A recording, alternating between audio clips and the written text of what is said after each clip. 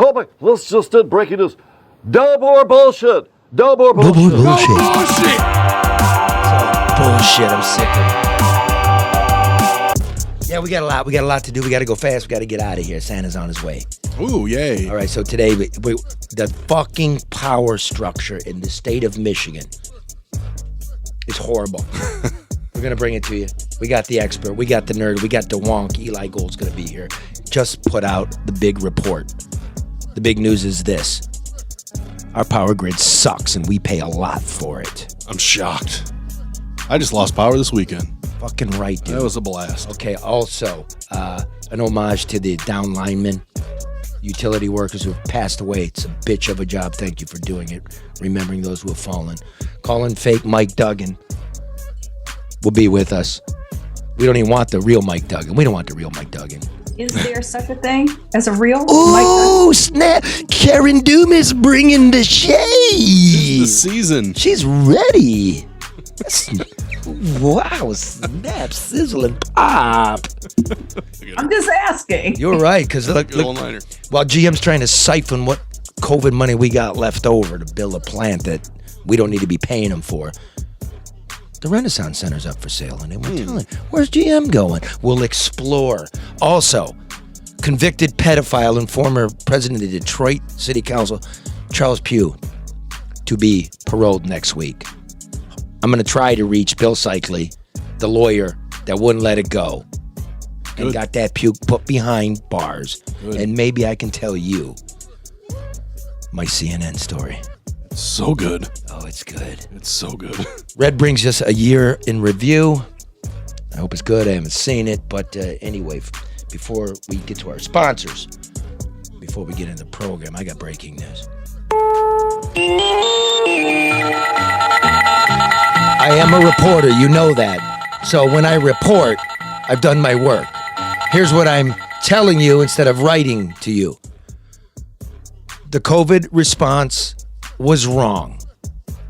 Nobody was wrong for the way they approached it, but it was wrong because the pandemic was, is, and will be tomorrow a pandemic of the elderly. That is a fact. Sorry to look. I'm going to tell you something. CDC numbers. You can't find them easily. You got to be doing some work. 75% of the people who died of COVID, and that's what we're measuring, people, is death. That's how we measure crime.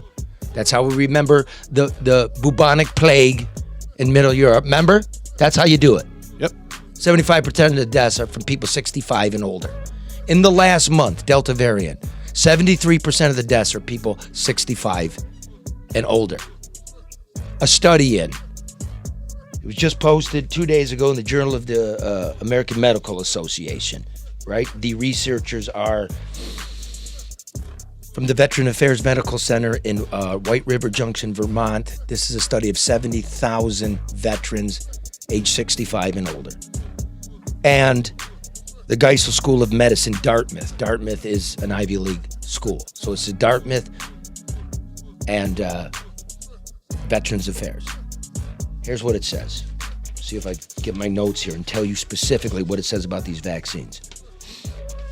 In this very big study, those who are vaccinated, protection against the infection had fallen to 62% in the first month after they received the second shot.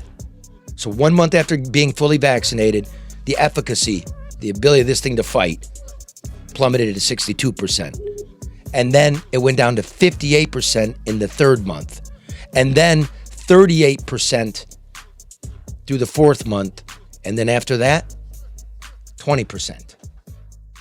So this is not a pandemic of the unvaccinated. That is bullshit. Mm-hmm. There's no science behind it. The data is quite clear. It really attacks old people. The vaccine does mitigate, does lessen the severity of it. COVID is real, first of all, and it kills. It killed 800,000 people in this country. 600,000 of them are over the age of 65. Nursing home, nursing home, nursing home. We're not going back. The governor of Michigan knows we're not going back. University of Michigan against Ohio State got 110,000 fans rushing the field. We have to live with this. The vaccine might not even work with Omicron. Omicron. That's how you pronounce it. Okay, dikonis, huh? Kala? Amalaka? Is that Greek? Yes. Yeah. Educated. Very well. Karen, that's my findings. So, Makes sense, Charlie. you who have spent a life in public service, what would the role be from here? What do you make of the public official's response? Is the governor, seems to me, Karen, I think the governor should just admit that the lockdown crap didn't work, that she's not going to do it again. Go ahead. Well, remember, when all that was taking place, Como was the superstar and she was literally taking pages from his playbook until that hit a brick wall. So I think that, it's a little late to go back and think about how to do this differently. But going forward, it would still, I think, be helpful to have some consistency in messaging. I think it has been confusing for people. It has been misleading for people. And I just think, you see people riding in the car alone with their mask on. People don't know what to do. And so at this point, I think she's so deep. I don't know what she can or should even possibly do other than try to just come out and be honest that those things didn't work.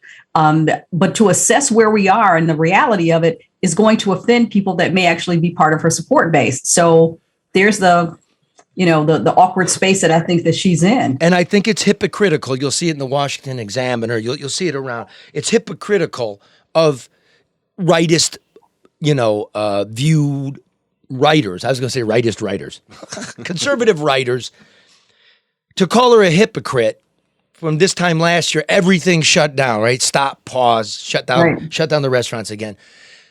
You're a hypocrite for calling her a hypocrite because this is exactly how you wanted it to be. So if you want to take a lap and say this is what we should have been doing all along, it's fair enough. If you want an admission from the government, that's fair enough. But to call her a what do you want to lock it down again? What I'm saying is this: we're giving GM $1 billion for a battery plant. That was COVID money sent by Washington. We all now know where the nursing homes are in our communities. Ask yourself when you drive by, do you see an HVAC system, heating, vacuum, air conditioning? Do you see those getting installed? Are we actually addressing the issue and the population that is dying from this? And it's a horrible death. You drown to death. That's what you do. Do you see it, Karen?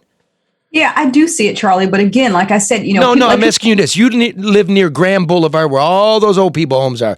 Do you see cranes going in and putting new heating and cooling systems in these nasty facilities?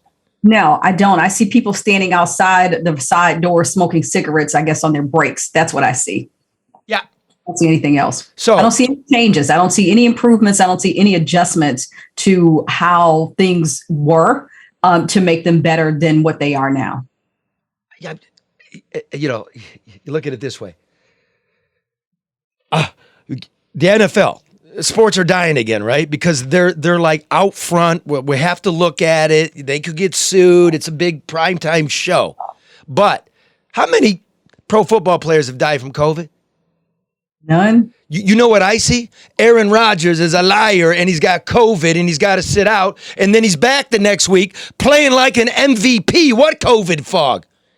It really hurts people with pre-existing conditions, deficiencies in their immune system, and their age. And people that don't know, Charlie, again, this is the other thing. Every time you watch the news, and I know you don't, but when you watch the news, the first thing is COVID numbers, hospitals are packed, the medical staff is overworked, we're under the whole 9 yards. And then it's like, oh, hey, come down to this festival, bring your family. It's like, so what is it? So if we're having these issues, what should we be doing? And people just don't know. And so they're saying, to hell with it. We're just going to go and do what we think is best. And some of those things are counterproductive and contradictory. My advice, looking at the data, talking to health experts, me and you all out there, Merry Christmas, right? You do what you want. That's what I'm really about. I would encourage my old people to get the vaccine. I'd encourage you to get the vaccine. And I would encourage the old people to get a booster because you heard the study, right, from the Journal of American Medicine, which is the ability of this stuff to work just plummets after 5 months. Doesn't even work, basically. So you're going to have to be getting jabbed over and over. Basically, it seems to me we're going to have to live with this thing. And maybe Omicron. Like the flu, Charlie. Yeah. It's like the flu. Omicron is very contagious. Apparently, there's not enough studies to even be talking this shit, in my opinion, but we will. No, it's not the plague. It's not going to kill us. It spreads. It's 70 times more infectious than the Delta variant, but it gives you like low level COVID. Maybe when we all get herd immunity, we can live with it. And Charlie, how about this? How about do the things that we should have been doing in the first place? Wash your hands, wipe your behind, cover your mouth. Don't talk over people's food if you bump into them in the restaurant. I mean, just keep your germs to yourself. Wait a minute. People take you very serious in this planet. And I am very serious. You should wipe your behind and then wash your hands, not wash your hands and then wipe your behind. That's just some free medical advice. I'm saying that to say, keep your germs to yourself and do it. Like people are wearing gloves. We've talked about this before, and they're touching 10 surfaces. You're cross-contaminating those surfaces. Those gloves aren't doing you any good. I mean, think, people. I mean, just think. And unfortunately, people are following what they see and what they hear and what they don't hear. And a lot of that is misleading. It's just none of this is making any sense. The minute that the governor lifted the distance rule, the 6-foot rule, all the stores pulled up the markers on the floor. So now people are riding on your back in line at the grocery store. Back up. You don't need to be on my heels. Back the fuck up. That's what I wanted to say. Thank you. That's true. You're right about that. Now let's do this again and we'll move on. All right. Here's what the data shows. And the data's not easy. They're not giving us what we want. Who's dying, who's getting it, vaccinate people get at what rate, etc. 75% of all deaths were people 65 and over. In the last month with this huge spike, 73% of all deaths were people 65 and older. It's a real thing, and there's a real population that it's eaten on. So let's do everything for our elders that we can. And yeah, I think we got to go back to normal. That's just it. And we already are. That's it. Okay. Now, you notice I shaved my mustache? Yeah, everybody noticed that, Charlie, and they're wondering why. Because I can't afford fucking razor blades. They're stuck on the boat out the port of LA. You know what it costs to maintain? I would think you would just use a machete anyway. Yeah, that's right, motherfucker. I'm a real man. Real men use machete. Exactly. That's why I don't shave. I just couldn't afford it. And I wrote a little letter to Santa, but Aww. And I'm going to play it for you. But before we do that, I want you to know, right now, you got till, this is Friday, midday. You got till Saturday at 9 p.m. So if you're listening to this on Sunday, don't bother. The Coney shipping window for the kits, 12 dogs, original chili, proprietary dog, the onion, the buns, all of it. If you want it, order it now. Go online, AmericanConeyIsland.com. Don't do it at 9:01. It's closed. And then they're not, see there, Mark's got it right there. Look at that. And it's not in my face. Right? The original. Why do you guys get food every Friday and I don't? Yet. Because, like, by the way, when are you coming in here, Karen? I don't know. I'm comfortable. I don't know. Some Yeah, bullshit. but we want you in here. We miss you. It just works better. Mark, you wouldn't even give me your address. I don't want to hear that. I emailed it This to is you. important. Dude, if you give her your 1, 2, 3 address, you'll Maine. either get a Cody kit or some delicious Or some cookies Chips from Ahoy. David Marcus. Which That you said tastes like Chip Ahoy. yeah, but they're all gone, aren't they? They're delicious. Almost as delicious as an American Coney Island kit. And by the way, also, this letter to Santa, this open letter, is sponsored by ADR. It's pretty simple. ADR consultants are the ones you call when you need to get something done right, get it done on time and on budget. They're ethical. They're smart. They know what to do. Property management, IT, permits, variances, navigating City Hall. You don't want to do it on your own. They don't even show up to work. They don't even show up to work. Everybody drawing a paycheck downtown, and nobody's there when you go there. Right? You call ADR. ADR will handle it. IT needs, right? Cameras, everything. Letters to Santa. What? You can get letters to Santa for Nice segue, man. Trying to help. Listen, Santa. I didn't want to just sit here and eat. I was trying to help. GM, if I'm your gonna go back to legislation to take all our COVID money gets bottled up, your power goes out, you don't know who to fucking call, you call ADR 248-318-9424. You ask for Barry Ellentuck. You know why? Why? Because that's his cell phone. You say, it says Barry Ellentuck. Why do I have to ask for him then? So he's always on the road. You know what? He's one of those guys. He's the dude on the street. He's the go guy. The construction worker, right? And the inspector, and the cop, and the squatter, all that shit. You see that guy driving around just making stuff happen. But if it's his cell phone, I can assume he's going to answer. Yes. Say, this is Barry Ellentuck. Yeah. Right. He's not going to answer and say, I'm busy, I can't talk now. Exactly. He will answer. If you call 248-318-9424 and you say, may I speak with Barry Ellentuck? He says he's not available. You know. But he wouldn't lie. He's busy. No, it's because he's honest, ethical, and smart. Yeah, someone else answered. ADR Consultants. All right, listen. Here it is. It's a nice little edit by Byron Goggin, the No Bullshit News Hour chief.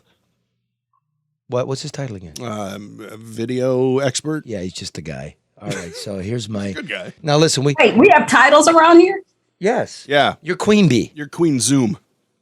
Because you won't come in. All right, let's let it roll. Listen closely. This is for our vast audience of listeners who download this podcast wherever you get downloads at, iTunes, Google, Stitcher. Yeah, right? all of them, any you of them. can also go to YouTube and watch this. So Let's see. for all of you hanging the Christmas lights this weekend, it's for you, baby.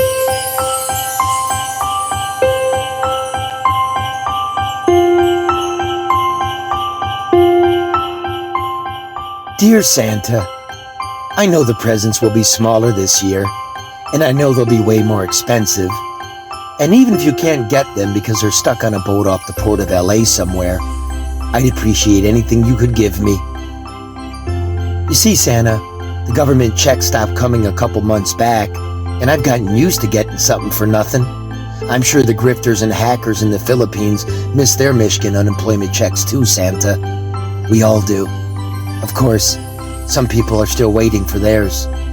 If you can't get my stuff off the boat in LA, then please just bring me a 6-pack of beer and a soft pack of cigarettes. That costs $20 and some change at the gas station now, Santa. I used a mound of pennies from the dish near the cash register for the change. If you can't bring me any stuff, Santa, then please carry my prayers to Kentucky. They're still digging out from those devastating tornadoes last week. They have yet to find all their loved ones. Their businesses and homes and life's dreams blown to smithereens. Send them my prayer, Santa. But don't forget, we need help in Michigan too. We suffered some blustery winds last week. No homes blew over.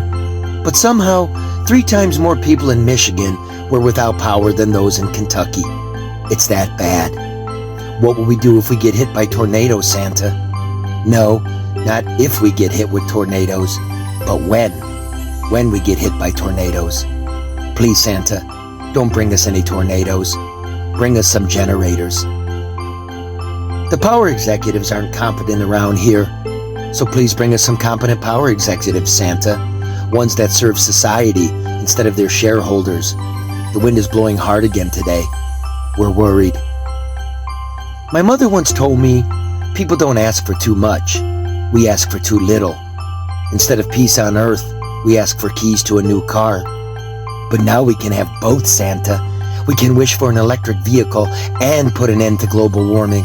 A piece of paradise parked right inside our garages of Eden. General Motors is promising an all-electric future. So please, Santa, won't you bring General Motors some more taxpayer dollars? They can never seem to get enough free money. Now they say they need hundreds of millions of Michigan's leftover COVID dollars to build a battery plant here. I know, Santa, I know. GM is already the largest car maker in the United States and the largest car maker in Mexico. GM sells more cars in China than in the United States. GM makes billions in profits every year, but doesn't pay any taxes. But think of the twinkling future, Santa.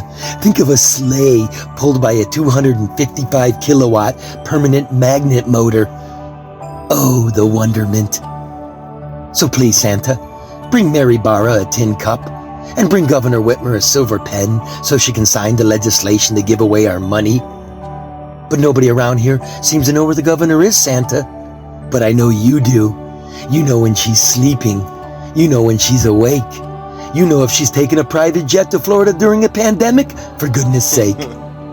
Of course, you can't charge an electric vehicle during a power blackout, Santa. So maybe you should bring us those competent power executives first, come to think of it. But whatever you bring, I would appreciate it. Even a lump of coal would help. Have you seen the price of heating oil, Santa? Well, it's getting late, Papa. I look forward to your arrival. I'll leave some discount milk and an old slice of fruitcake on the mantel. Just look for the candle in the window to guide you, because the lights are out on the tree again.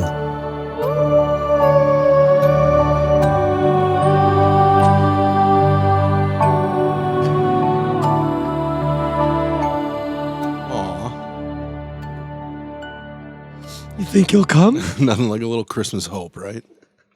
It's good. Fuck yeah, that was good, man. This ain't some 2-bit podcast and some couple of assholes who bring beer in their basement. Hey, let's talk about beer. That was production. I was talking about Byron's work. Oh. No, the writing was good, too. Whipped that up yesterday in my underpants, bro.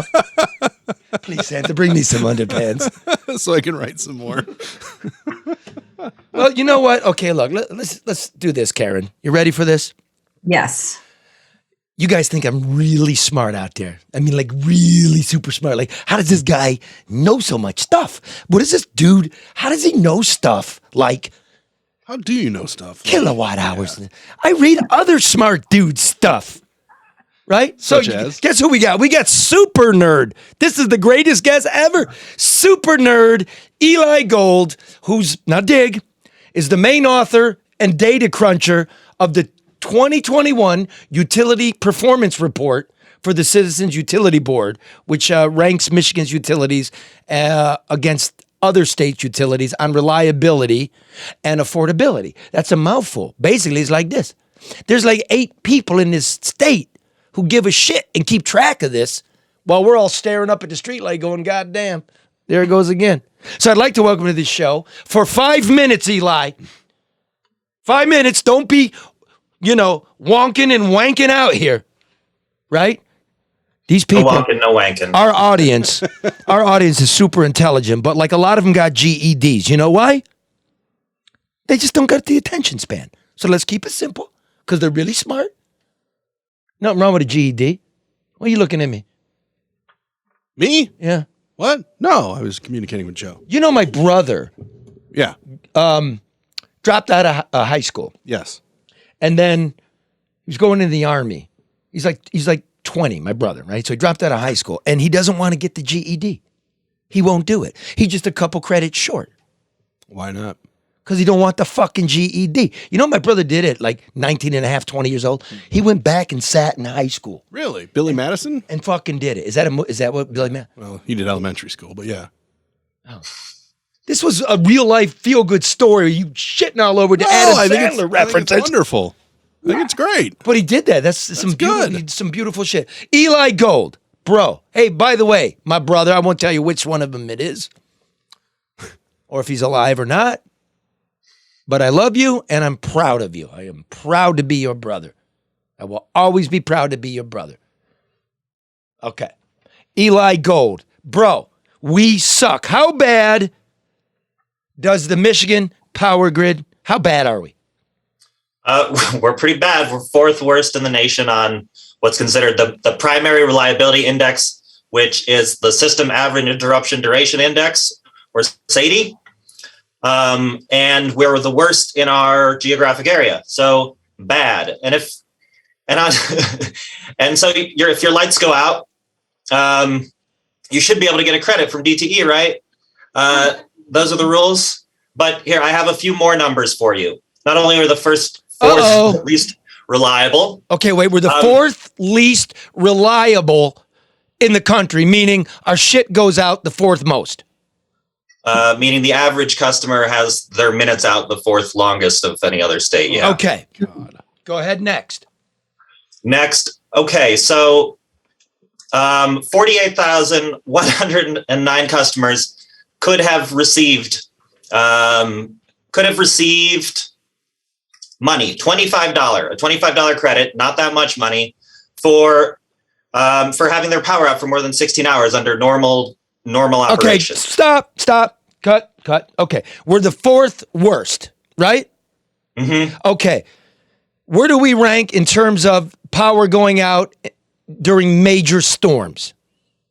Yeah, that's what we're the fourth on. We're the sixth on without major storms. Okay, we're the sixth worst when like somebody farts. You know, like you're just sitting around having a drink in the summertime, and all of a sudden the shit goes out for no reason. Sunny day, and it just goes out. We're the sixth worst? Correct. Wow. All right. Well, the obvious question is why? Why?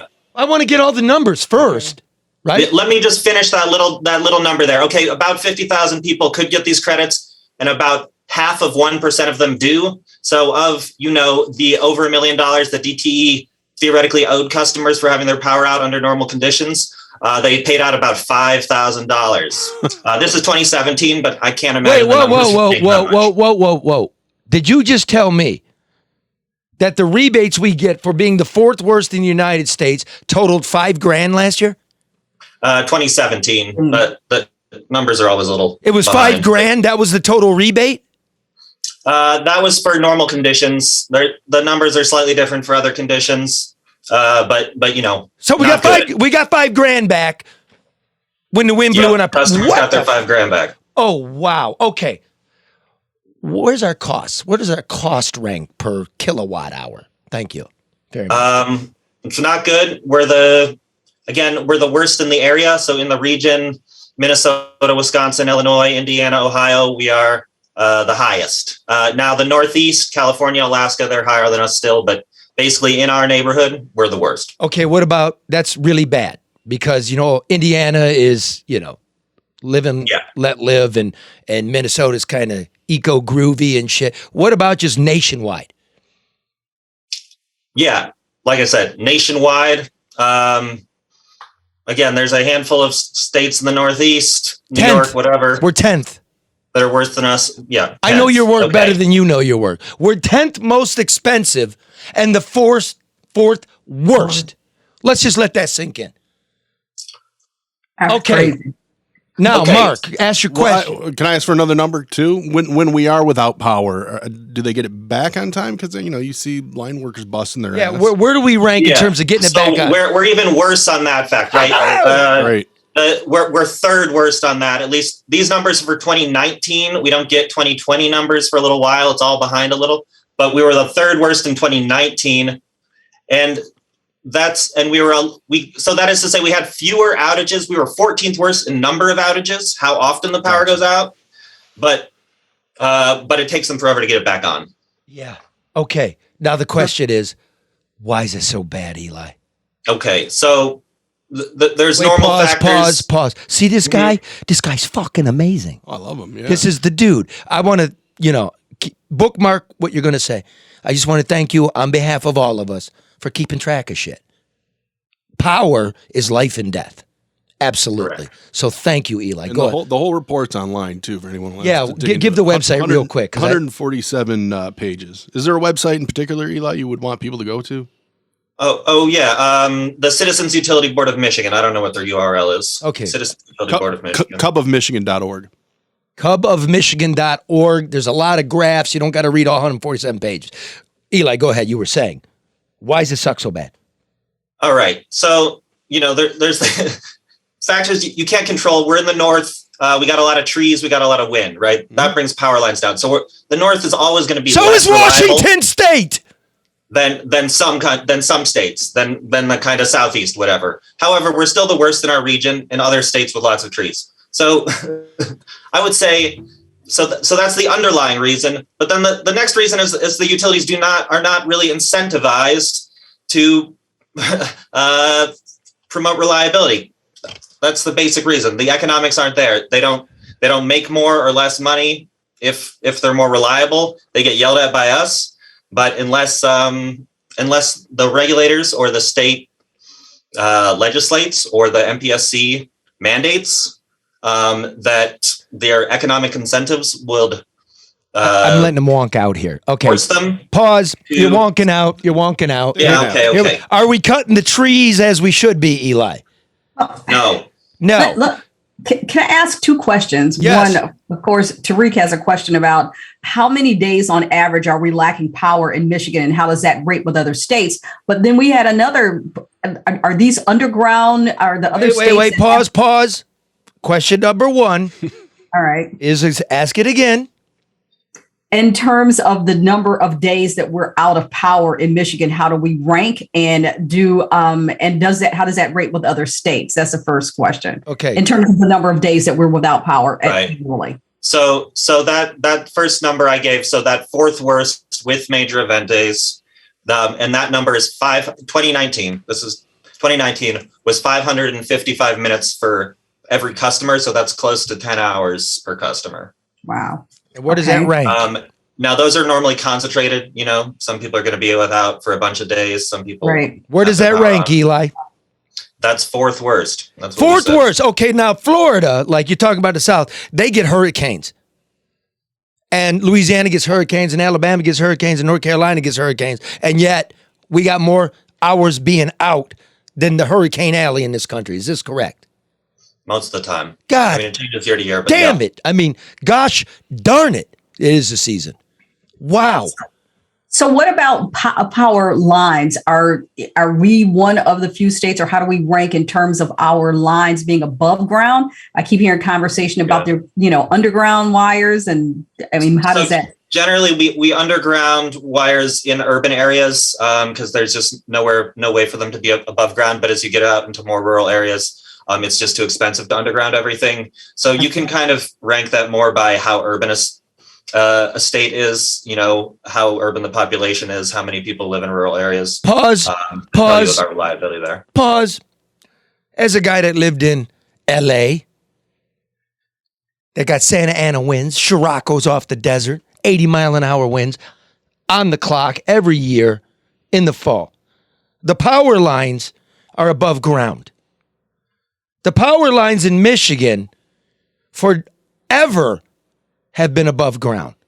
So don't let them fool you about burying this stuff.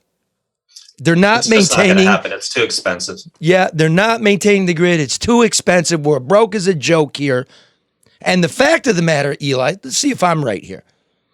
In Michigan, it's a monopoly, right? This power company, basically, you got consumers, you got DTE, you got a couple small munis, but basically most of us are getting it from a monopoly that investors, right? It's traded on Wall Street and they're guaranteed a return on their stock. Is this correct? Yeah. Okay. So we're taking money that could be put back into the system and instead we're paying investors, correct? Sure. Yeah. Now, go ahead. People have to make money, but I think the return on equity is too high, right? It's not that the company shouldn't be able to make any money. It's that they shouldn't be able to make 10% without having any kind of performance-based. They should make less money if they do a bad job. You hear that, folks? They're guaranteed more or less, a 10% profit. A 10% profit is guaranteed to anybody that owns our power company stock while we're sitting here in the fucking dark. You want to talk about being the governor, any of you. We want this addressed, and we want it addressed now. This is basic stuff. Ladies and gentlemen, it's not normal. This is not normal. These roads are not normal. These bridges are not normal. Poisoning of water systems is not normal. Power going out is not normal. It's not normal. You are the best people in America. Michigan. No offense to our friends in California and New York. I love you too. But man, you got to know the soul of Michigan. We just don't know how fucked it is.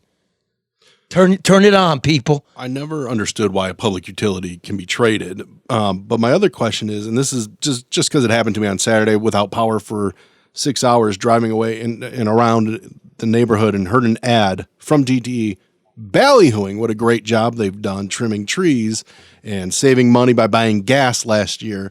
Do they have to advertise? What's the point of advertising? I can't switch my power company. Eli, what's the point of advertising? That is a very good question, and I think basically they're starting to reckon with the fact that their public image could be a problem, because the fact is the regulators and the legislators can do stuff, right? They can pass bills to force them to do certain things. The regulators can be a little bit more aggressive, and when the public starts to get involved in that type of process, there could be problems for them. So basically, they just want to keep up their public image. If you could all do me a favor, is ever watching on Facebook and you're just doing comments, can I get a flurry of fix the shits?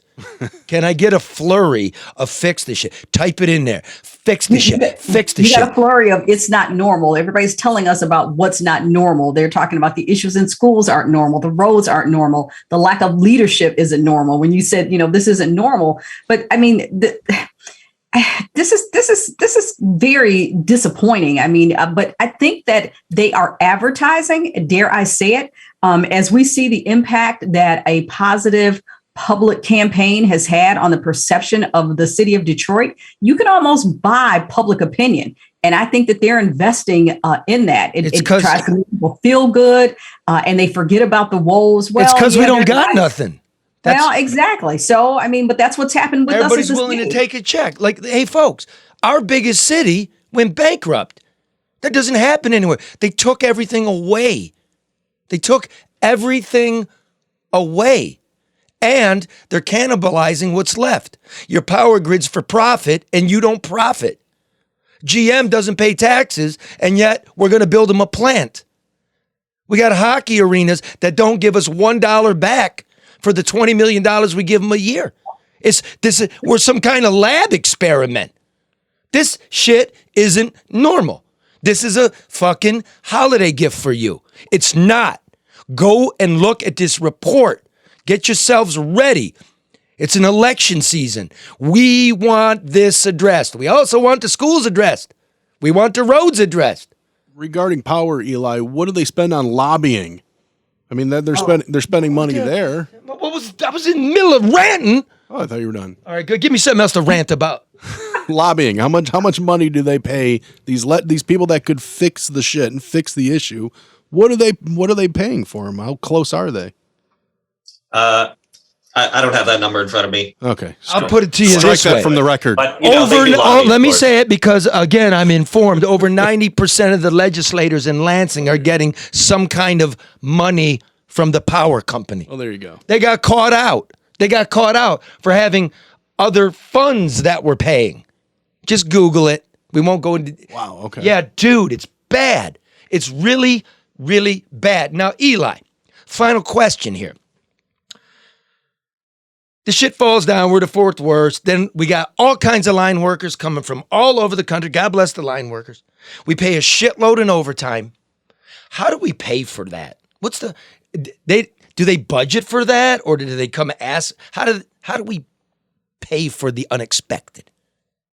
Yeah, I mean, mostly it goes in people's utility bills, and who gets, who pays the biggest portion of that is a matter for the MPSC, but basically it gets put back into your utility bills. Okay, so let me which DTE just let me put it like this. See, going up. am I incorrect here?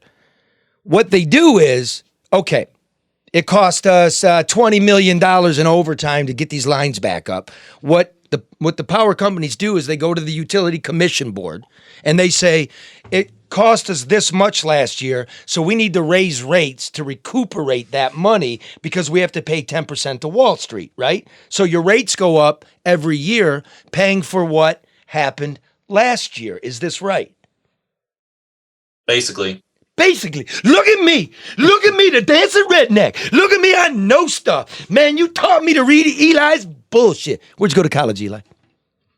I have a lot of degrees. I know. Tell us. I got Michigan Public Policy, Ford School of Public Policy.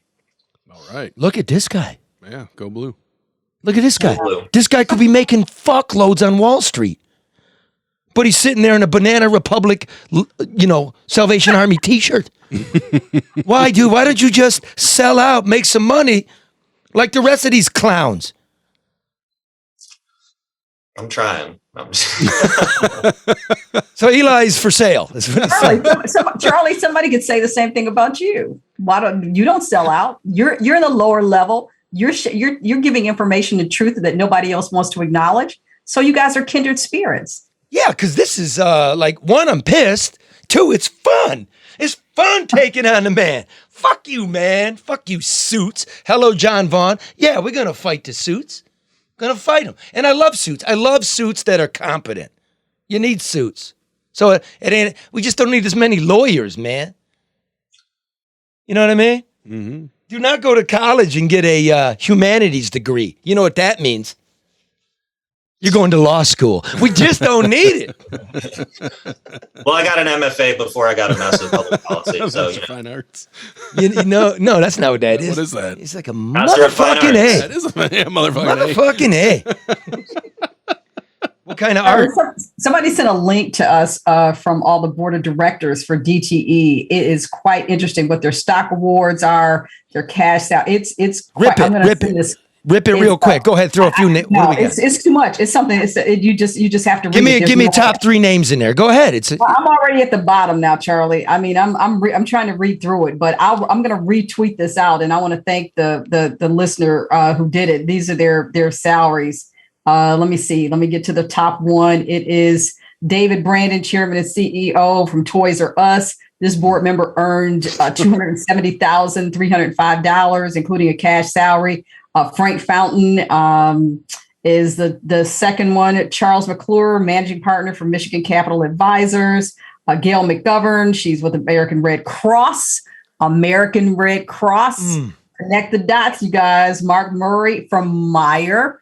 You got to look at this. James Nicholson. And this James Nicholson, what was he getting?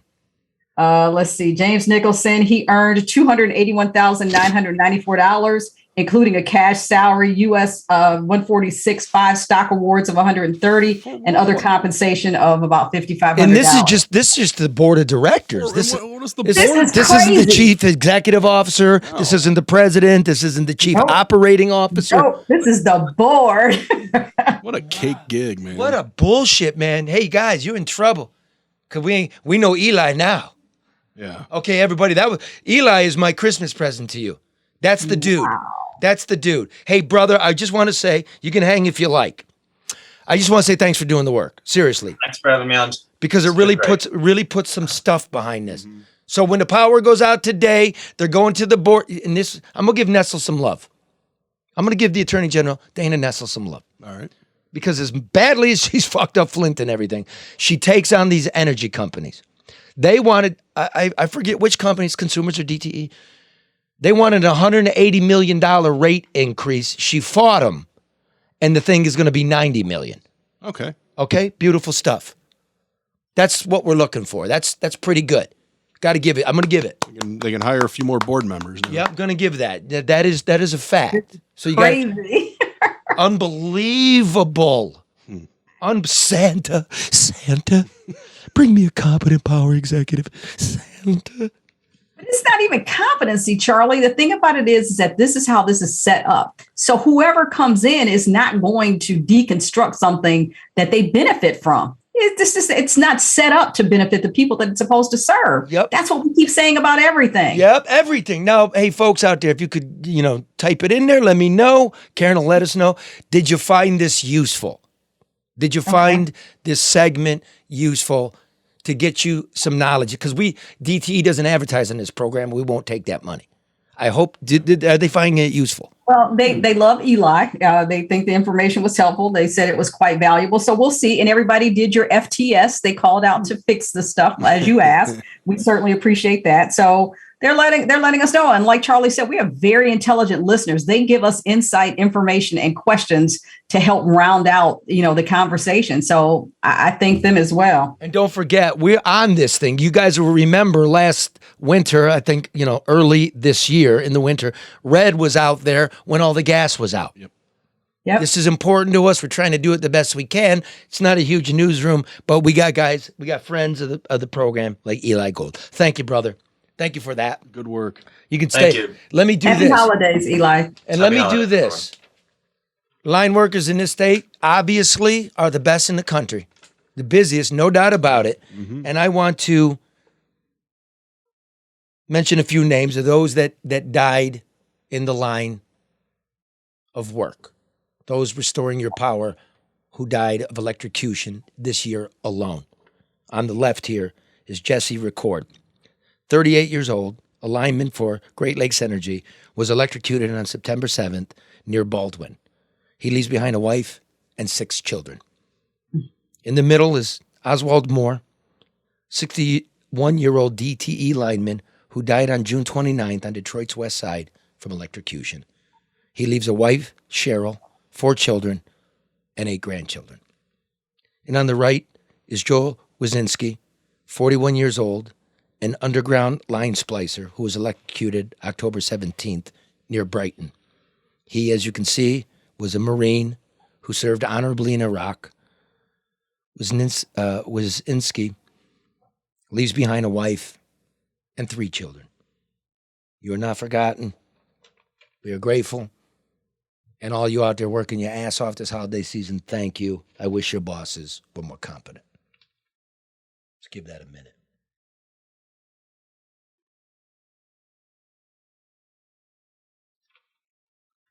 Now,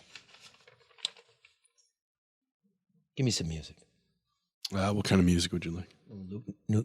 Oh, yeah, our favorite music. There we go. Broad Alliance Associates Incorporated, separately owned. Think about it. There's an investment opportunity. DTE sounds like a winner to me. Can't lose. It's like some guaranteed Stock returns. trading at, Mark? What? I was asking Mark, what's the stock trading at? I'll look it up. I'll ask Luke. Yeah, that's all you got to do. Just call 248-663-4748. Say, what up, doe, Luke? What's DTE going for?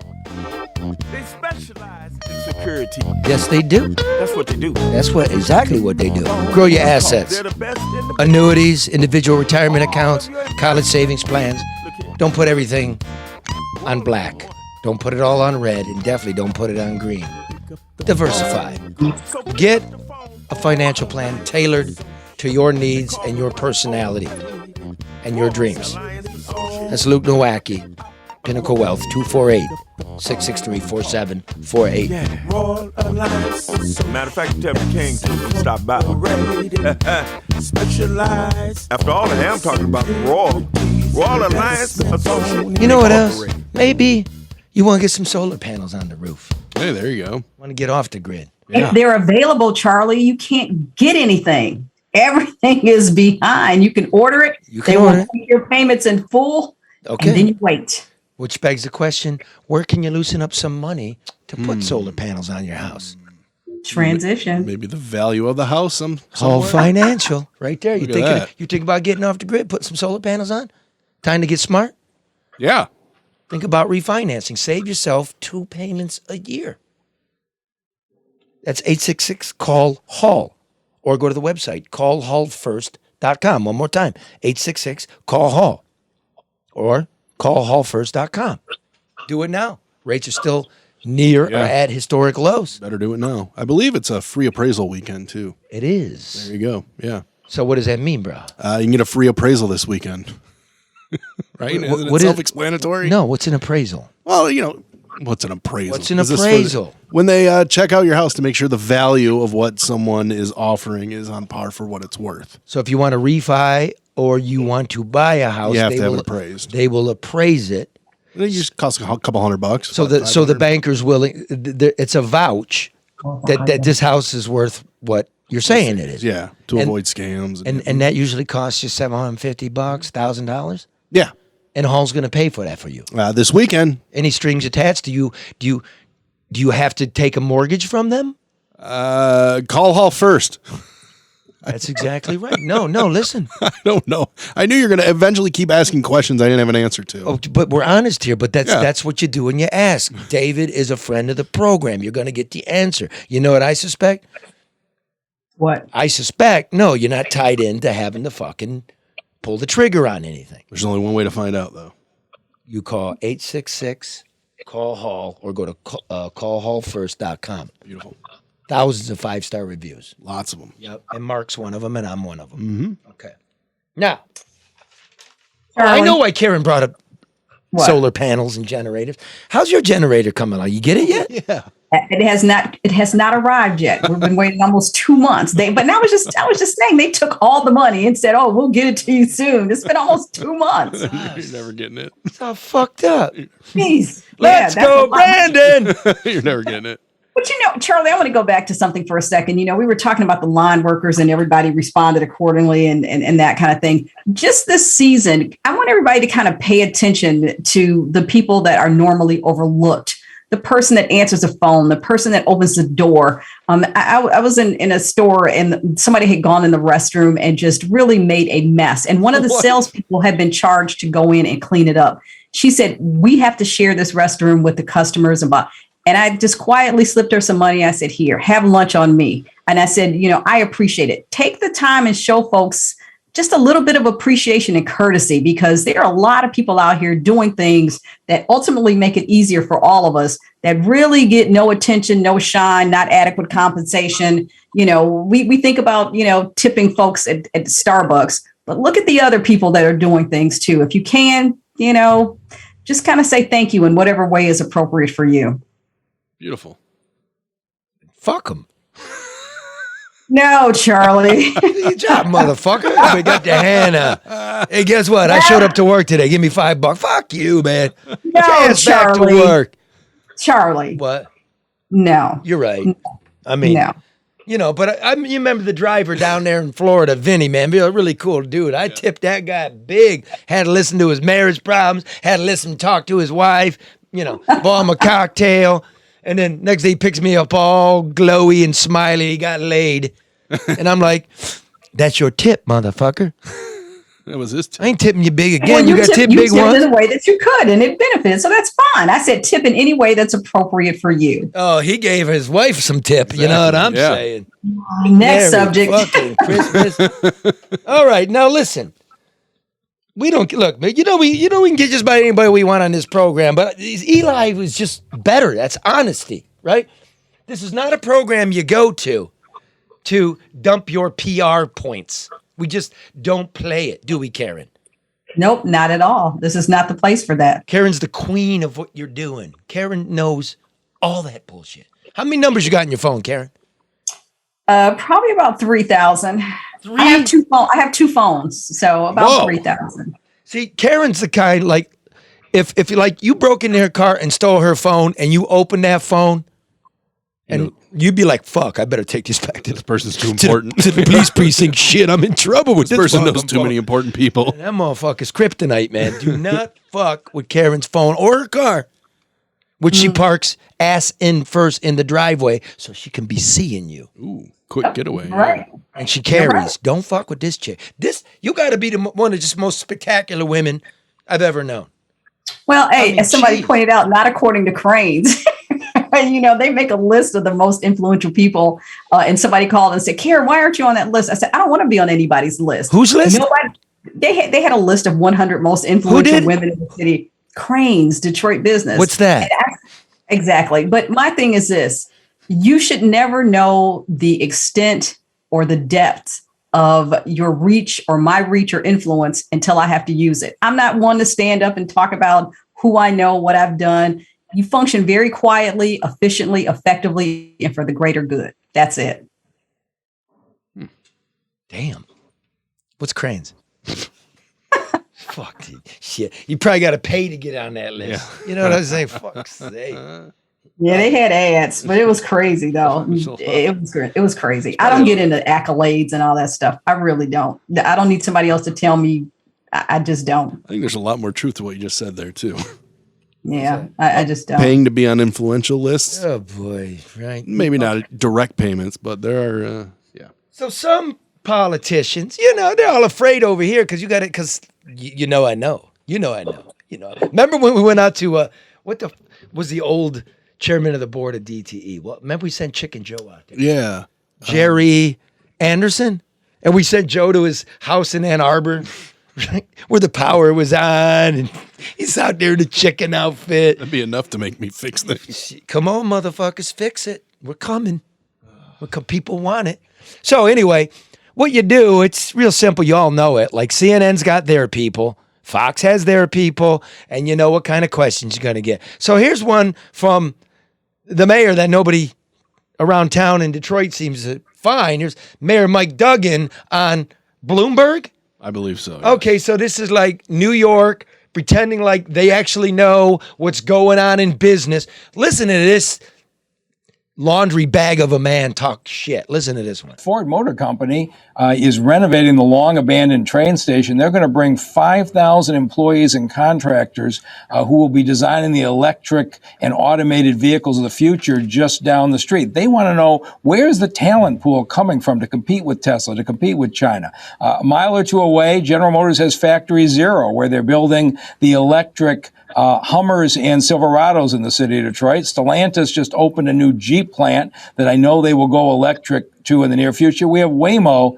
installing self-driving vehicle systems in the city of Detroit. And then you start to look at the financial side, the entrepreneurial side. We are going to have a University of Michigan graduate program right here in the city that's going to feed the talent to the companies of the future. Yeah, so It's perfect. to get some real answers, we'd like to welcome back to the program fake Mayor Mike Duggan.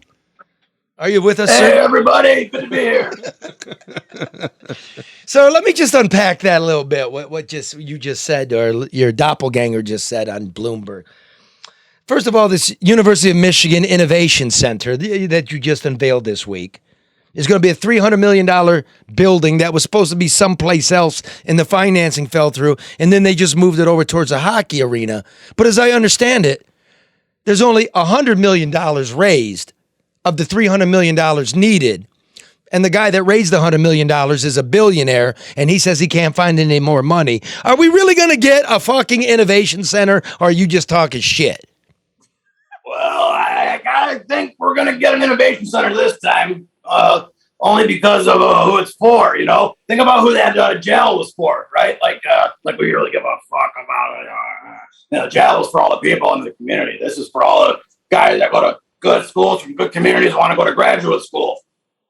I see. Now we're talking about this GM plant. The only reason that GM plant's there is because the state of Michigan's giving General Motors $3 billion in cash. And part of the deal is you gotta do something in Detroit. And the Ford thing over there at the old train station, we the people are paying $250 million of the $750 million budget on that shit. So how do we really win with this, sir? I mean, you know, you promised me 10,000 jobs at the new Jeep plant, and they've only got 4,000 jobs. How do we actually make money on this shit? Oh, we're going to make all kinds of money, Charlie. It's all about how you define we, okay? I got a real finite list on what constitutes we, and we're going to do just fine with all this, trust me, okay? So don't even worry about it. There you go, Karen. Any questions for fake Mayor Mike? I'm almost at a loss, Charlie, but, you know, listen to two things that he said. It depends on who these things are going to benefit and what is the mutual definition of we. His definition of we and our definition of we are completely two different things, and that's why we don't benefit. Bingo. See, I could have been your spokesperson. Now, sir, listen, crime is out of control still. You don't really say much about it. I want to play a clip here from the San Francisco mayor, London Breed, who ran on defunding the police and, you know, taking it easy on criminals and loosening things up a little bit. Here's what she had to say recently. And it's time that the reign of criminals who are destroying our city, it is time for it to come to an end. And it comes to an end when we take the steps to be more aggressive with law enforcement, more aggressive with the changes in our policies, and less tolerant of all the bullshit that has destroyed our city. We are going to turn this around. This is a city that has a population of less than 1 million people with an over $12 billion budget. The residents of this city have been extremely generous in providing us with the resources we need to make a difference. And now, the priorities we need to make must be to protect them. must be to turn things around in their neighborhoods. When you are in a room full of people, I would say probably anywhere between 90 and 95% of folks could raise their hand and say that either their car has been broken into, or they've been a victim in some capacity or another. That is not okay. That is not acceptable. Mr. Mayor, that's honest talk. Mm-hmm. How come you don't speak honestly about any of the crime in this city? Well, I just thought of a joke really quick. Okay, the district that's been getting all tore up with crime in San Francisco is Tenderloin, right? What do you get when you combine London breed with Tenderloin? I don't know. London broil. Did you work on that one all morning, Mr. Mayor? Did you know that question was coming? There's been no bullshit news hour. I knew we were talking about this, so yeah, it just sort of it had been simmering for a little while. What's the plan for crime, sir? We went bankrupt to improve public safety. We don't have it. Look, Charlie, it cracks me up. I mean, it really makes me laugh. You know, you give her a cookie for talking some real shit about crime. You know, like boy, oh boy, like how low the bar has become. Because like it's easy, you know, just to talk about something. Then you got to be about it, right? You think it's easy selling woke to people as a 65-year-old powerful white dude? I can't be saying shit like that because all of a sudden it becomes real then. And I got to do the I can't even say that word. I detest it like a sickness, like a blasted COVID bug.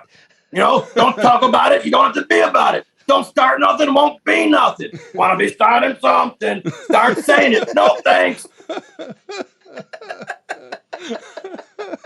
Oh boy. That's a mayor I could get behind right there, man. Listen, real Mike, you fake fuck. This guy got something. Sir, will you be running for governor? I'm running for president, motherfucker. Couldn't do worse, man. We've had a string of shit. What's the future look like? If you got your crystal snowball, what's the future look like for the city? Last time I was there right before Halloween. Yeah. It was looking okay. I felt pretty good. Just generally, the bar moves little by little, and I was feeling okay last time I was in town. You know, but so, what are you doing to make the census? And I'm going to say right, but I mean aligned with your narrative because the numbers are down. Everybody's talking about your comments yesterday. What's the plan? Yeah, murder's up, population's down. What's the plan, bro? Just got to keep pounding that. Got to keep pounding that narrative. It doesn't really matter what actually happens. Uncle Sam's going to say, "Oh, sorry, Mike. We'll fix it." You know, let me look at that data from all your paid spokespeople. I mean, professors. And, sure, we'll turn that right around, and then we'll give you that, a few $1 million extra dollars that you're just going to turn around and give to Dan and Mike and all the other guys. It doesn't matter. Nothing's going to happen. See, all that matters is we say it. You know, we say some stuff that gets out there. We tweet it. We do whatever. We got our team of dozens of communications experts. They put it out there, and that's what matters. You do. You've basically got a whole department of propaganda. I'm going to ask you one more question. Convicted child molester Charles Pugh is getting out of prison next week. I don't know if he's got a place to stay. You got any spare room in the Manoogian mansion? Oh yeah, well, we got a couple extra rooms there. The room that I have for Dr. Mona, that's obviously free now. We can share a room, so we're good. He can stay here if he wants, but only him. Only him. Oh, That's all I'm saying. Only him. Do you know why Charles Pugh's pants never really fit him? Why they're always a little bit too tight? Do you know why that is, sir? I do not. It's because they weren't his. Oh. Fucking pedophiles. I hate them. All right. Thank you, sir. We got someone on the phone. You might want to wait. Is he on? Is Bill on? He should be here. I'm on. Hey, Bill, how are you, brother? I'm good, Charles. How about yourself, pal? What did I do to deserve this dishonor? I mean, this. Everybody's a fucking comedian. This is, ladies and gentlemen, this is Bill Cycling. This is one of the deepest men I know in the profession of law. This is a man who wouldn't let it rest. As you remember, Charles Pugh was grooming kids in the schools, and then when he got caught, he took off to New York, and Bill wouldn't let it rest, and he brought him to justice. Bill, what are your feelings about Charles Pugh getting out after 5 years? It was 5 to 15. Did he serve enough time? Well, it always depends on your point of view. Let me, instead of talking about my feelings about it, let me tell you what my client and my client's mother said to me just last week about this issue. Their views are that they hope, and these are people of great grace, far more grace than I have. They hope that he's received counseling and some kind of rehabilitation, and that's one of the purposes of the criminal justice system, though we seldom achieve it. And that no matter what his sexual predilections are, that he won't do this to young people anymore, and that he won't harm any more young people. My personal feeling is that I don't think that that's something Charlie that he can control. That his desires to be with younger men overwhelmed him. It certainly controlled his life. Look, if we had not brought Charles Pugh down, the fact of the matter is, you were joking about, can he go to the Manoogian Mansion? He probably would have been in the Manoogian Mansion, right? Oh, yeah. He would have. He would have been doing what he was doing from that platform. So, can he control himself? This is a real serious problem. I don't know that he can. I think that his technique will have to change, because he used to do it with money and influence and status, and he doesn't have that anymore. And if he does, I'm going to take it from him, because he still owes my client a lot of money. That's what I was going to ask about. A quarter. I like to hear that. $250,000, I believe he owed. Has he paid any of it? Yes, but a nominal amount. I mean, a really nominal amount. He made one payment. Let me put up payment. Let me put up a picture here. This is Charles Pugh's mugshot from not too long ago, after serving 5 years in an all-male institution. He's smiling. He looks happy. Yeah, listen. I'm going to be serious for a moment. This is not something that I can joke about, and for me, this has never been about his sexuality. There's another guy serving. Let me pause you there for a second, dude. Let me just make sure we get this correct, okay? Yep. No, it's not about sexuality and your preference of who you want to love. Right. But a grown man preying on 14-year-old girls is a fucking pedophile. Well, right? Listen, it's not about that. It's about abusing children. I got a guy right now who gets no press coverage like this, who's spending the exact same period of time, 5.5 to 15, in prison because he raped a 15-year-old girl multiple times. He was a manager of a Burger King restaurant and did this to her multiple times using that position of power and authority.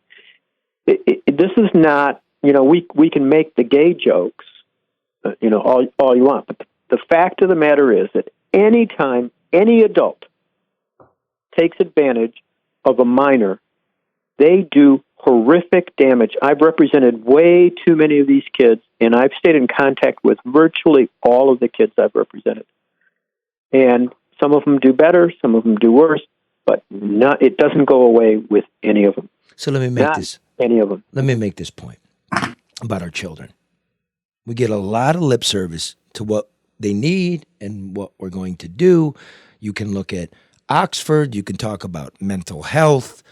We are looking at the University of Michigan. We looked at Michigan State. We talk and we talk and we talk, and yet nothing's ever put in place to protect kids. Well, it's worse than that, Charlie. we know what to do. Yes. And we're not doing it. We simply give lip service to it. We don't mean it. I've said this time and time again. We say that kids are our most important asset. We can't. Can I drop the F-bomb here? You can do it whatever the fuck you want. We can't fucking mean that because we don't ever do anything. I mean, if right. we didn't do anything after the Sandy Hook school shooting, if we refuse to do anything to protect our youngest kids in our school from gun violence and said, no, the maintaining of guns is too important, we're not going to do anything about that, then we can't mean it when we say we value our children. And let me if we don't do anything to protect the kids in school who are being sexually molested, right. we can't mean it. Right. And it's important to remember that's where Mr. Pugh was grooming children, was in the schools. But Charlie, he wasn't just doing it there. He was. How about Channel 2? Well, I've seen his personnel file. Mm-hmm. And at the radio station, I just want to throw this out there. Amen. There were people who knew what was going on. And to me, they are just as guilty because they did not say or do anything. They wanted to have a conversation behind the scenes about it, but nobody wanted to come forward and put him in his place. There were tons of people that knew. I'm going to jump in there and go, they're not just as guilty. They're complicit, but all the guilt rests with this man. If you see somebody missing with a child, Charlie, you speak up. No, that can't be true, Charlie. That simply can't be true. Let me tell you, I've said this before. First of all, when I said this was the worst kept secret in Detroit, I got excoriated by some people in the press for saying that. Because, we heard rumors, but we didn't know. All nonsense. Of course they knew. Everybody knew. Everybody knew. They knew. And I'll never forgive, Bill, I'll never forgive the press when the young man stepped forward and they parked their news trucks on his fucking lawn. You know, you're absolutely right, and that's where I'm going. The real hero in this story that only took abuse and never got any credit was his mother, because this young man would have stayed silent. This mother said, "No, not with my son, and not with anybody else's son. Never going to happen." And she did. She called Ross Jones one night. Ross Jones followed the story. Ross almost believed Charles Pugh. Ross stuck with the story. She hired an attorney. Ultimately, they got to me, and we decided, because I must have made about $1.25 an hour working on that case. We decided the issue was more important than any amount of money, and we stuck with it. And I can't tell you the number of victims that I interviewed. I can't tell you the number of victims that I talked to who would not come forward. They were terrified. This was a man of great power. And great influence. And they trashed this kid's mother on the internet. They did. They wrote stories about her everywhere you could. I mean, you want to study gaslighting? This is it. They went after her in ways that were unbelievable. I remember they went after her like divorce, and I remember. Yep. Do you remember? And I'm gonna try to keep this kind of murky but specific. I worked with you as well. Remember when I went to New York to go find the cat? Yep. And you had a private eye tailing the guy? Yep. And he's staying at a prominent cable news personality's apartment? I'll take the fifth. Okay. Or I'll drink a fifth, one of the two. Yeah, that's what I had to do. And then I cornered that personality. By the time I got back to Detroit, that news director from the big cable concern had called my news director, and everything got quashed. Wow. Is that person on cable news still? Let me just put it this way. I don't like pedophiles. It's something personal to me. I'm from a family. I know what they do to people. Bill, I want to back up here. No, I wasn't making any gay jokes. because very many people in my family are gay. I've grown up with them since I have memories. You could love who you want. I'm just trying to dog this motherfucker, smiling for his mugshot in prison. No, what the fuck you did? You haven't apologized. Well, and look here's the problem. Here's one of the problems. There was no doubt in my mind that this guy was going to get out as early as he could. And the reason is he's charming. He acts charming. He's believable. He could, during the middle of his deposition, and I think I took 3 days worth of depositions from this guy, I began to worry. I wonder if he can sell this bullshit to the jury. He sounds so credible. He's lying through his teeth. I had the text messages right in front of me, and he's telling me, "Well, you can't believe what you're reading on that paper. That's not the truth." The guy's amazing, and so he was going to convince the parole board that he should get out, and I'm sure that he was compliant as hell in prison. The problem is that it's those people. These are not monsters. You get somebody who's in a gang and they shoot people and they're mean and they're nasty. Easy to throw them behind bars, right? The problem is people are always shocked at these pedophiles who take advantage of young people in schools because they're always the favorite coach. They're always the favorite teacher. They're always looked up to. That's how they get access. Yep. They also have the highest recidivism rate too, and that's what kind of worries me. Because they can't control it. So what are the terms of this release? Does he need to go to a halfway house? Does he have to have counseling? What goes on? I wish I had it in front of me. I had it just the other day. He's got to wear a tether. He's got to report every 30 days. He's not going to. My memory is he's not going to a halfway house. He's subject to polygraph examinations on demand. It's kind of a traditional release. But Charlie, like everything else, the question is, who's going to enforce it? Yeah. Who's going to be his probation officer, and how charming will he be to his probation officer? And it's only a 2-year parole. But you mentioned, he still owes your client a lot of money. And DPS owed money too. Did DPS pay up? DPS paid. Okay. Well, stay on him. Make sure you get any cent you can get from Pew. Promise. Oh, listen, hey, Charles, we're going to stay on you too. Like, that's the deal. I'm not going to hound you. You've done your minimum penance, right? But you fucked with our kids. And you fuck with them again. You got bad fucking mojo coming your way, dude. Where is he likely to return to? Is he going back to New York, D.C., Detroit? My memory is, well, no, not my memory. The law is that he has to stay here, the state of Michigan.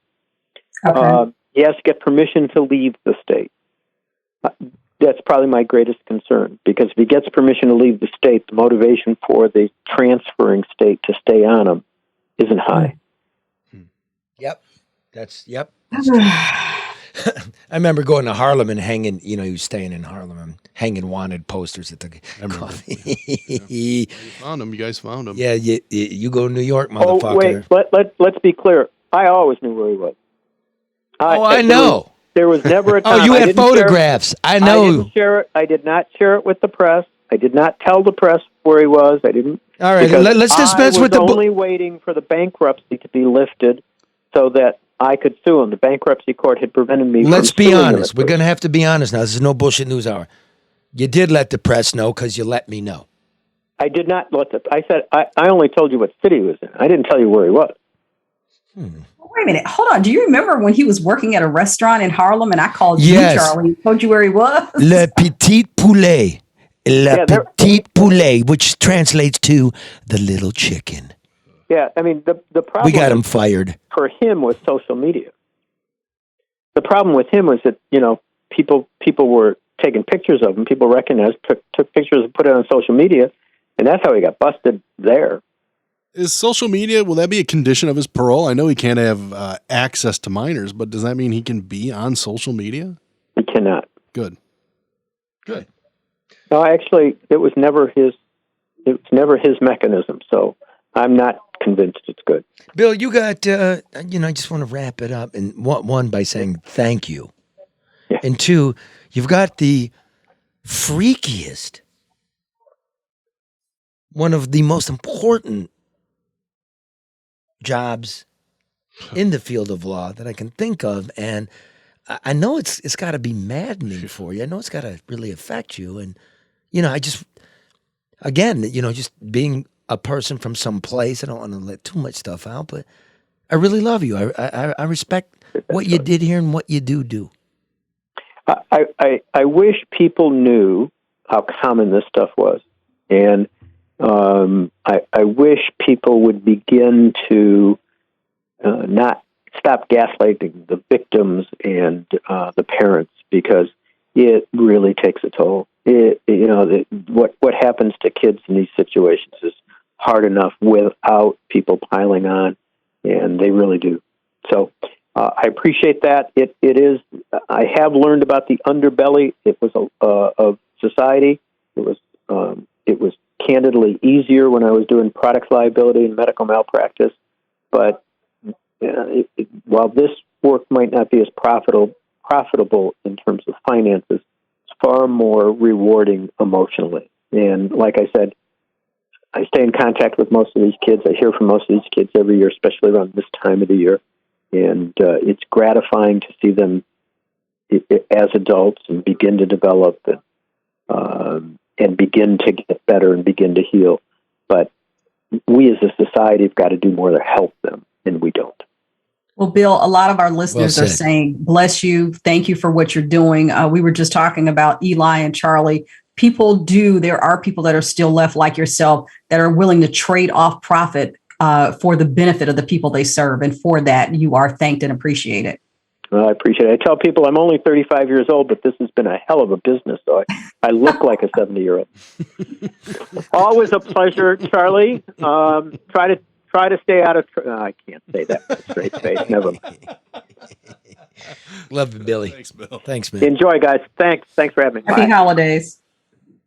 But you know what, Charlie? That's a sickness that is just really unfortunate. And people don't understand how common it is. But for somebody that knows, that is privy to that and not willing to step up to say something to stop it, poo-poo on you too. Mm-hmm.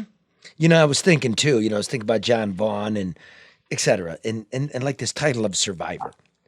It's kind of like I don't like it, in the sense that like your life wasn't in danger. You were manhandled, manipulated, and abused and raped and molested. But it is a survivor in this sense. And I know this is getting weird, folks. I want to get out of here. I know. But I think it's this. Is once it happens to you, your mind's freaky. And you're trying to get on with the business of living a nice life. You want to be happy. And your happiness is impeded by the ugliness. It kind of warps you. It makes you not trustful. It does a lot of weird stuff to you. So the surviving means just trying to move on and move it to the side. And it's not as easy as you might think. That's all I want to say about that. I can imagine, but let me say this. There are enough willing adults out here of both genders. You don't need to pick on a kid. And I know it becomes down to power. When people pick on people, it becomes a power thing. But God bless it. Go to a bar, go find somebody who is willing, that's too much. That is way too much. No one ever said I was the gentlest human being, right? But I tell you what, you fuck with a kid, I will fuck you up. That's simple. Don't touch a kid. Yep. Motherfucker. Okay, anyway. Yeah, segue out of that. It's good. It's good. Hug your babies. It's the holidays. It's what it's all about. And Are we doing a the show next pack Charlie? and some cigarettes, Santa. What's that, girl? Are we doing the show next Friday?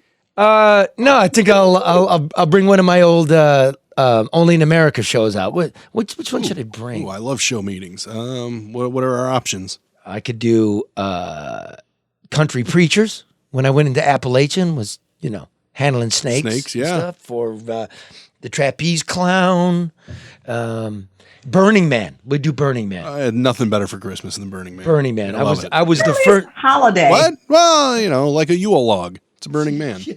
Okay. You put it on while you're opening gifts. Yeah, no, hell no. See the connection. Watch the man burn. I don't know. But I think we should actually do something before New Year. Maybe we just come in here and drink and see what happens. Oh, that sounds. I don't drink, Charlie. So what am I going to do? I think you're gonna Sounds like a long show. One drink.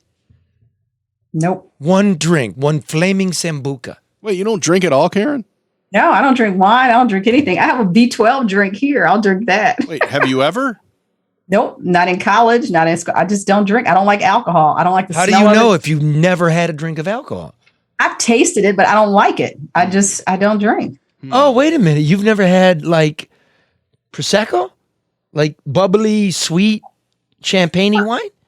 Tasted it, Charlie. I'm saying I'm not going to order a drink. I'm not going to sit down and drink a drink. You never like had a Mai Tai? I'm just not going to do it. White Claw? Pineapple and gin? No. Woolite? No. Listerine? Earl Grey tea. I'll take that. Windex? No, Mark. That's a suburban thing. That was no. Kitty Dukakis. Suburban thing. Like the diva of Detroit would know anything but suburbs. I heard. I heard you can't buy Gucci at Macy's. No, you can't. You were listening, huh? All right, so what? Red's got something for us? Yes, he does. Let's see what he whipped up. All right. Red, take us out. What is this? What does he got for us? That's a little year in review Christmas type ditty. Oh, so it's Red's ditty. Thanks, Red. Red has free range to do what he wants. He's over at the American Coney Island hustling up the tables right now. You know, as we all do here. Don't forget, go to AmericanConeyIsland.com by Saturday, 9 p.m. Get that Coney kit. Oh, and just last Monday, yes, we were signing cards and putting them in. People, you did? Okay, people with good. the order are like, I want an autograph. So, you know. Yeah, that's why not. I think it was Robert. What's his last name? Who's the guy that shot Kennedy? Oswald? Yeah. Yeah, it was Robert Oswald. I was going to say Sir. So I just said, Dear Robert, enjoy your wiener. Oh, Charlie. You never know what you're going to get. You'll know you get a good hot dog kit and something special. All right, so do that. ADR, Luke Nowacki, Hall Financial. Thank you for your support. Merry Christmas, everybody, and we'll talk to you on New Year's Eve. Happy holidays. Damn, I swear Christmas just ain't the same. From getting gifts that you like to getting gifts that are lame. When I was a kid, we used to get snow. But now with climate change, I just don't know. Now for Christmas in Detroit, all we get is rain. And the way Detroit floods, you know that's a pain. Damn, I swear Christmas just ain't the same. I remember when all the houses had lights and trees, doors decorated with mistletoes and wreaths.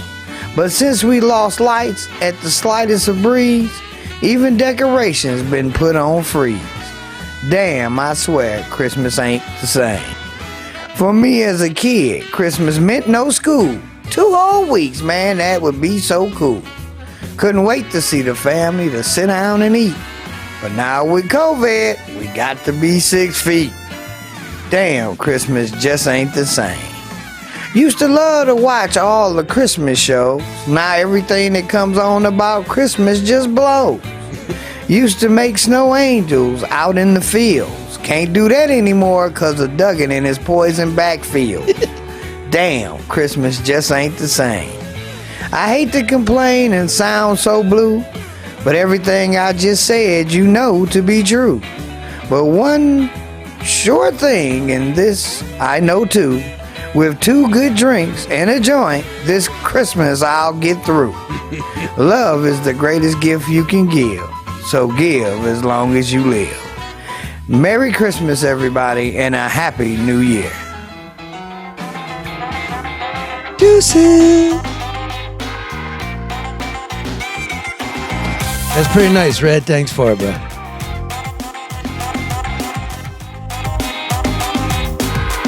Merry Christmas, Karen. Merry Christmas, everybody. You too, Charlie, and the family. Thank you. Love you guys. Fight the power! If we're fortunate to have any.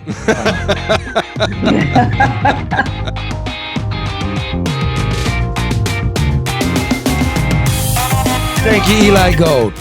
Much appreciated, bro. Keep doing the people's work. Bill Cycley. Bill Men Among Men.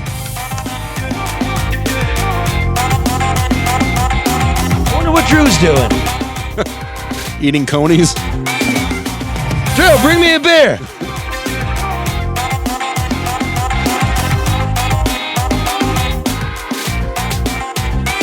Here's a little something for you, homie. Oh, thank you. A little Christmas day. God, the camera was off. You know, I didn't know what to buy you. Well, you picked correctly. Cash. Mannequin Joe, man, send me a Bitcoin, brother. But wait till it goes higher. Say hey to your Maz. Good night, New York. LA. Manila. Lebanon, Kansas. Still not happy with Manila. El Paso, Texas.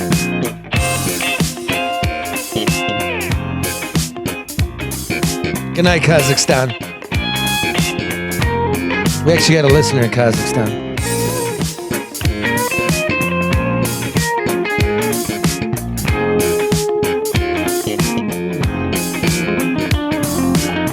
I've been invited to go on Dr. Phil. Oh, wow. Why? Yeah. Wow. Are you fighting with the 13-year-old? No, they want John Vaughn to come in. Dr. Phil can't get enough of Michigan. Okay. You do the Oxford school shooting and have a Judge Aquilina and Sheriff Bouchard on there. Jeez. Guy wants to do. I think you should do it. I do it because Johnny wants me to do it. Exactly. You're going to like that guy. John Vaughn going to be in his trailer all Christmas season. University streets are going to be empty there in Ann Arbor. It's going to be cold. If you're not doing nothing, go on by, shake the man's hand. He's all right. Legend. Maybe the president could invite him in. Maybe you could invite him to run the Innovation Center. Whenever getting. If it gets built. Big thanks to Mayor Fake Mike Duggan. Fake Mayor Mike actually speaks the truth.